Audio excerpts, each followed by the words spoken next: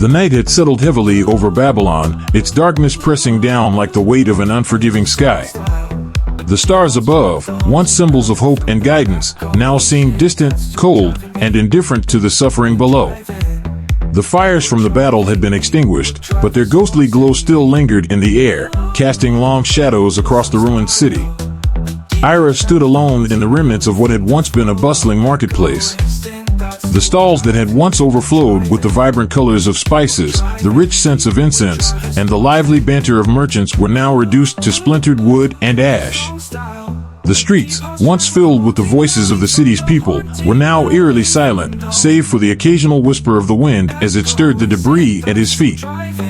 His hand rested on the hilt of the Blazefrost celestial sword, the cold metal a stark contrast to the warmth of his skin. The sword, a weapon of incredible power, had been both his salvation and his curse.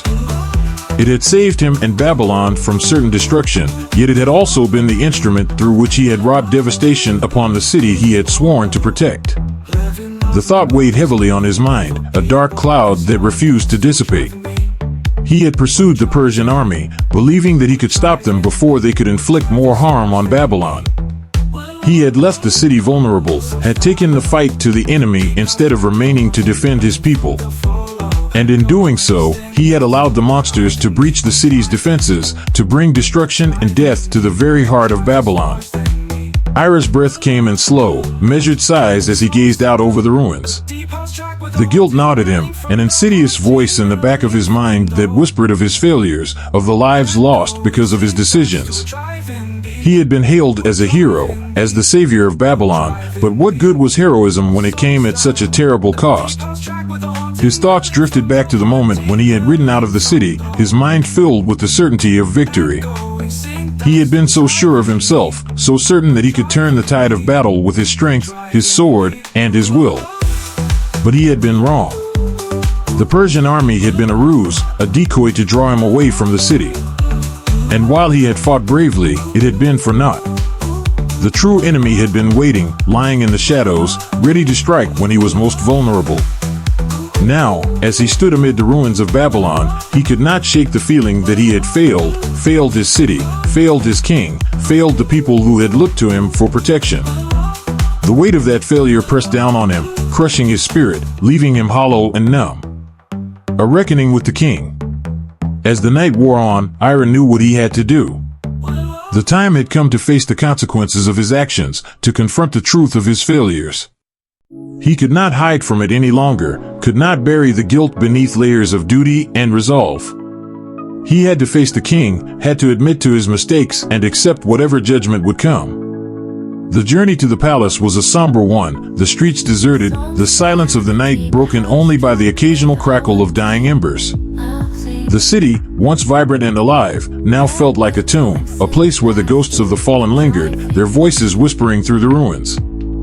The palace itself, though still standing, bore the scars of the battle. The great doors were splintered and charred, the walls marred by the marks of claw and fire. The once grand hallways, adorned with tapestries and treasures from across the empire, were now empty and cold, the echoes of footsteps the only sound in the vast emptiness. Ira made his way through the palace with a heavy heart, his footsteps slow and deliberate. The weight of the Blazefrost celestial sword at his side seemed to grow with each step, as if the sword itself was a reminder of the burden he carried. He reached the doors to the king's chambers and paused, taking a moment to gather his thoughts, to steel himself for the conversation that lay ahead. With a deep breath, he pushed the doors open and stepped inside. King Nabonidus stood at the far end of the chamber, gazing out of the window at the city below. The king's posture was weary, his shoulders slumped with the weight of the day's events.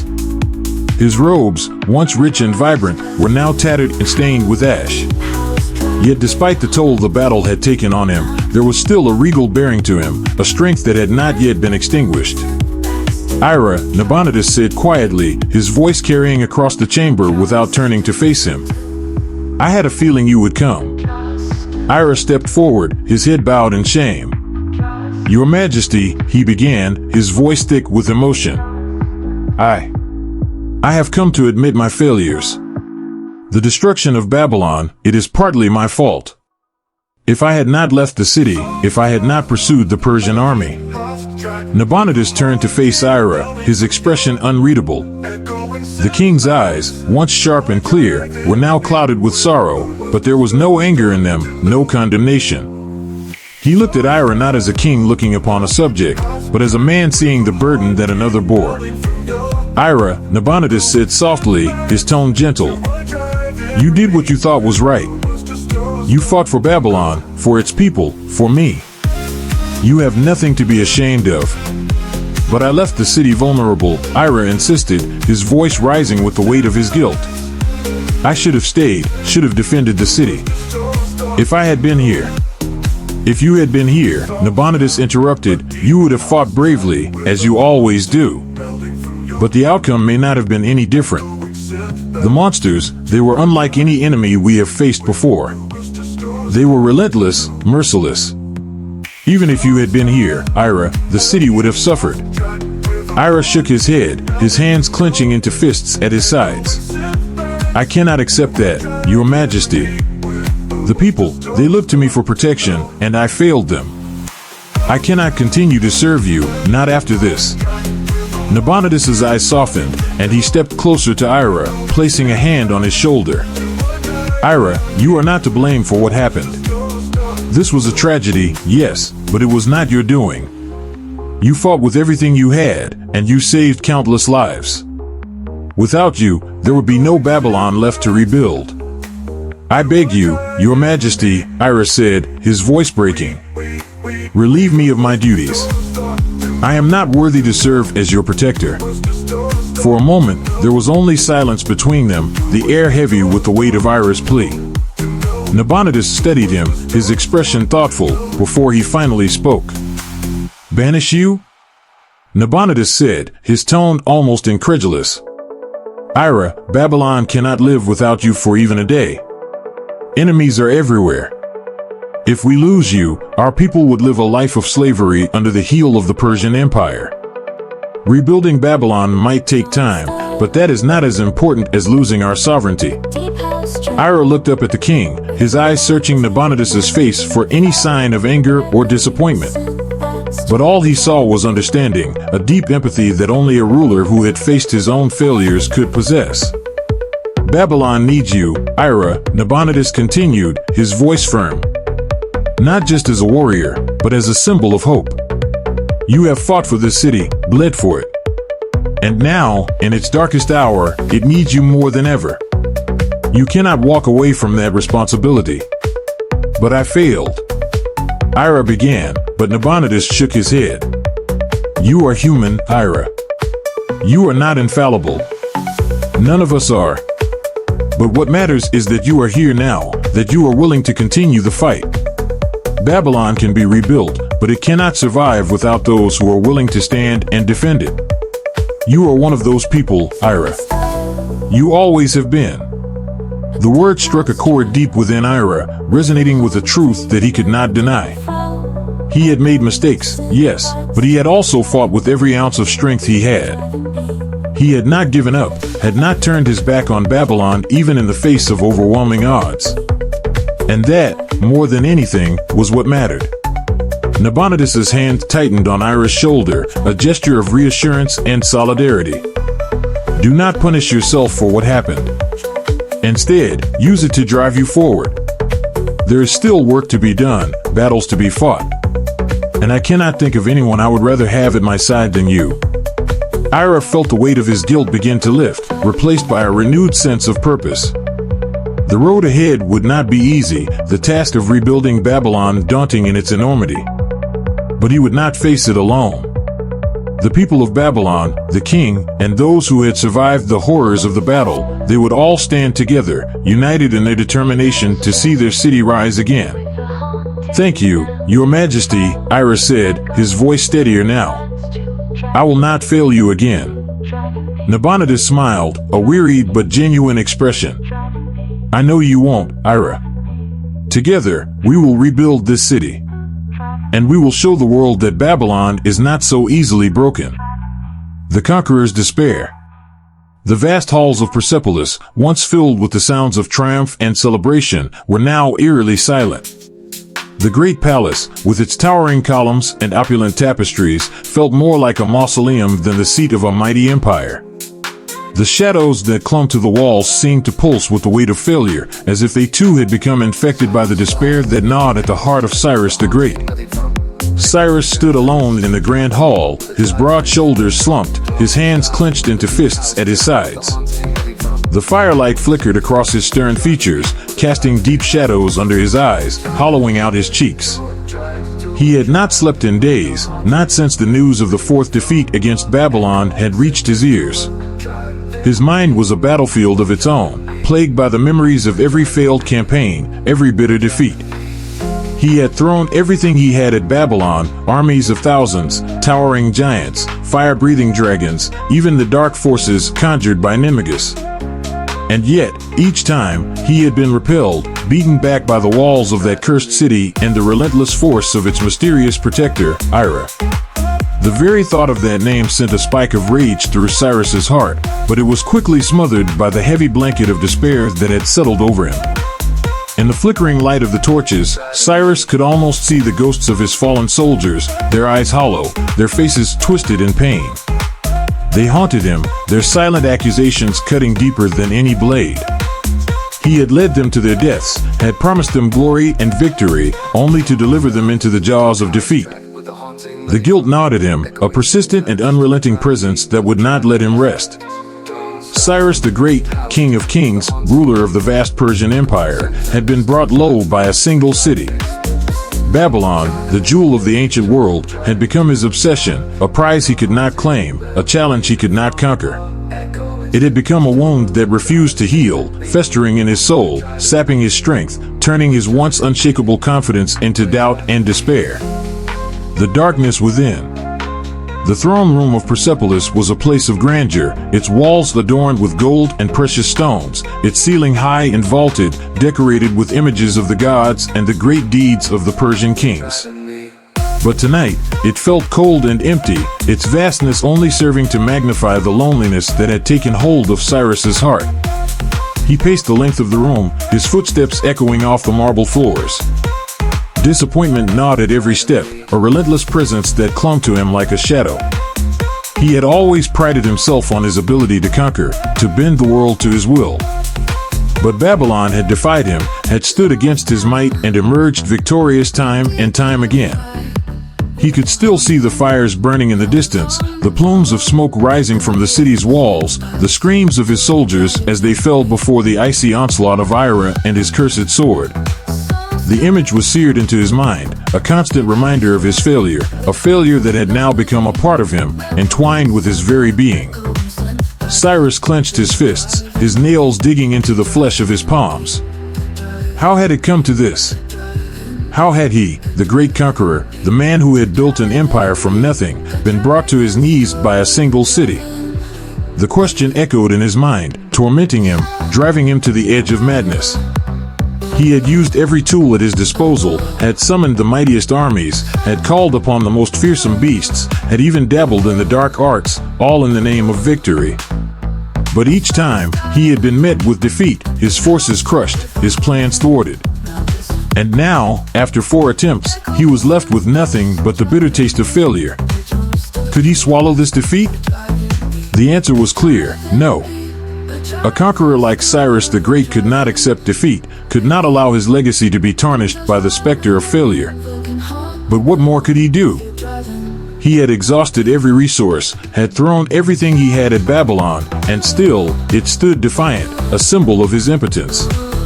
The thought of Ira, the mysterious warrior who had become the bane of his existence, filled him with a cold, simmering rage. How could one man, one lone protector, stand against the might of the Persian Empire? It defied reason, defied everything Cyrus had ever believed in. Ira was no ordinary man, of that, Cyrus was certain. He was something more, something otherworldly, something that had been sent to thwart his ambitions at every turn. But what was he? And how could Cyrus defeat him? The shadow in the mirror.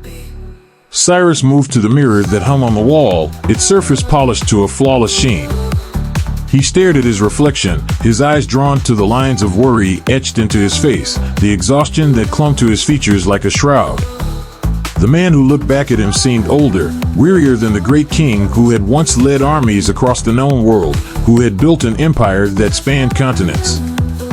"How far you have fallen," he muttered to himself, his voice barely a whisper. But even as he spoke, a strange sensation crept over him, a prickling at the back of his neck, as if the room itself was holding its breath, waiting for something to happen. His reflection in the mirror wavered for a moment, the image blurring, as though the glass were rippling like water. Cyrus blinked, his breath catching in his throat. When his vision cleared, the reflection in the mirror had changed. It was still him, still Cyrus the Great, but there was something different, something unsettling about the figure that now stood before him. The reflection's eyes were darker, more intense, and the smile that curled its lips was one of cold amusement rather than the weariness that Cyrus felt.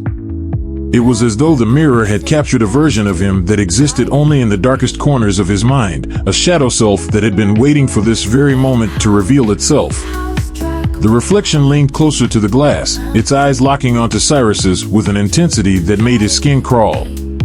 And then, in a voice that was both his own and not his own, it spoke. "You are a conqueror, Cyrus," the reflection said, its tone smooth and deep, resonating with a power that seemed to come from the very depths of the earth. "A man born to rule, to bend the world to your will. And yet, here you stand, wallowing in defeat, questioning your own strength. How pathetic." Cyrus stiffened, his hand instinctively moving to the hilt of his sword, but the reflection only laughed, a low, mocking sound that sent a shiver down his spine. "Who are you?" Cyrus demanded, his voice steady but laced with an undercurrent of fear. The reflection's smile widened, and it reached out as though to touch the surface of the glass. "I am you, Cyrus. I am the part of you that you have tried to bury, the part that knows no fear, no hesitation. The part that is not bound by the petty concerns of morality or doubt. I am the darkness that you have always carried within you, the shadow that follows you wherever you go." Cyrus felt a chill run through him as he listened to the reflection's words. There was a truth in them, a dark truth that he had always known but had never wanted to confront. He had built his empire on blood and conquest, had taken what he wanted by force, had crushed those who stood in his way. And yet, he had always justified it, had always told himself that it was for the greater good, that his rule was a necessary one. But now, as he stared into the eyes of his reflection, he saw the lie for what it was. He was not a benevolent ruler, not a savior of his people. He was a conqueror, a man who took what he wanted, who cared little for the cost. "And what do you want from me?" Cyrus asked, his voice barely above a whisper. The reflection's eyes gleamed with dark amusement. "I want you to remember who you are, Cyrus. I want you to cast aside these petty doubts and embrace your true nature. You are a conqueror, and conquerors do not allow defeat to weigh them down. They rise, they strike again, and they take what is rightfully theirs." Cyrus felt the darkness within him stir, responding to the reflection's words. It was a seductive voice, one that spoke to the deepest parts of his soul, the parts that craved power, that longed for victory at any cost. "But I have tried," Cyrus said, his voice trembling with a mixture of frustration and fear. "I have tried, and I have failed. Babylon stands against me, and Ira. Ira is too powerful." The reflection's smile faded, replaced by a look of cold determination. "Ira is a thorn in your side, yes. But he is not invincible. He is strong, but he is not a god. And he can be defeated." "How?" Cyrus demanded, his frustration boiling over. "How can I defeat him when everything I have tried has failed?" The reflection leaned closer, its eyes narrowing with a fierce intensity. "Bree," it whispered, the word dripping with dark promise. "Bree will destroy Ira. Bree will be the weapon that brings Babylon to its knees." Cyrus frowned, his mind racing as he tried to make sense of the reflection's words. "Bree? What is Bree?" The reflection's smile returned, but it was colder now, more sinister. "Bree is power, Cyrus. Bree is the darkness given form, the weapon that will crush your enemies and ensure your victory. Bree is what you need to finally claim what is yours. And where do I find this Bree?" Cyrus asked, a mixture of curiosity and suspicion in his voice. The reflection's eyes gleamed with a strange, dark light. Bree will come to you when the time is right, when you are ready to embrace your destiny. But you must be patient, Cyrus. You must trust in the power you have unleashed, and when the time comes, Bree will be yours. Cyrus felt a strange sense of anticipation growing within him, a thrill of excitement at the prospect of finally achieving the victory that had eluded him for so long. But beneath that excitement was a nagging doubt, a sense of unease that he could not shake. And what is the cost? Cyrus asked, his voice low and cautious. What will it cost me to summon Bree? The reflection's smile widened, but there was no warmth in it, only cold calculation. Every victory comes with a price, Cyrus. But you have already paid it. You have already chosen your path, and there is no turning back. Embrace the darkness, embrace your destiny, and you will have the power you seek. Cyrus stared at his reflection, his mind a whirlwind of thoughts and emotions. The promise of power, of victory, was intoxicating, but the price? The price was something he could not fully grasp, something that lay just beyond his understanding. But he had come too far to turn back now. He had made his choice, had opened the box, had unleashed the darkness. And now, he had to see it through. I will do whatever it takes, Cyrus said, his voice filled with determination. I will not be defeated again. The reflection's eyes gleamed with approval, and it nodded slowly. Good. Remember, Cyrus, you are a conqueror. You are destined to rule, to bend the world to your will. Do not let anything stand in your way. Bree will come to you, and with it, you will crush your enemies and claim your victory. Cyrus felt a surge of confidence, a renewed sense of purpose. The doubts that had plagued him, the weariness that had weighed him down, seemed to melt away, replaced by a cold, ruthless determination. He was Cyrus the Great, and he would not be defeated. The reflection in the mirror watched him with a satisfied smile, its eyes filled with a dark, knowing light. Go now, Cyrus, it said softly, its voice a whisper that seemed to echo in the chamber. Prepare yourself for what is to come. The final battle is approaching, and you must be ready. When the time comes, Bree will be there, and you will have the power to destroy Ira and claim Babylon as your own. Cyrus nodded, his mind already turning to the preparations that needed to be made. He had been given a second chance, a final opportunity to achieve the victory that had eluded him for so long. And this time, he would not fail. As he turned away from the mirror, a sense of anticipation thrumming through him, the reflection watched him go, its smile fading into a look of cold calculation. The darkness that had been unleashed was now a part of him, a shadow that would follow him wherever he went, guiding him, pushing him toward his ultimate destiny. But even as Cyrus left the chamber, the reflection remained, its eyes gleaming with a malevolent light. It had told him what he wanted to hear, had given him the hope he needed to continue. But the truth, the full extent of the price he would pay, was something Cyrus would discover only when it was too late. For in the darkness that now coursed through his veins, and the power that he had unleashed, lay a force that would not be easily controlled. A force that would demand its due, that would take from Cyrus far more than he could ever have imagined. And as the reflection slowly faded from the mirror, its presence lingering like a shadow in the room, a cold, cruel voice whispered through the darkness. The conqueror's path is paved with blood and sacrifice, Cyrus. And you will pay the price, whether you realize it or not. But Cyrus, blinded by his desire for victory, did not hear the warning. He had made his choice, had embraced the darkness, and now, there was no turning back. The battle for Babylon was far from over, and the final confrontation would be one that would shake the very foundations of the world. But at what cost? That was a question that only time would answer. As the night deepened and the shadows grew longer, the mirror returned to its normal state, its surface once again reflecting nothing more than the room around it. But the presence that had been there, the darkness that had spoken to Cyrus, was still there, lurking just beneath the surface, waiting for the moment when it would finally claim what it was owed. And in the silence of the chamber, the echoes of that cold, cruel voice lingered, a reminder that every victory comes with a price, and that price was one that Cyrus the Great would soon discover.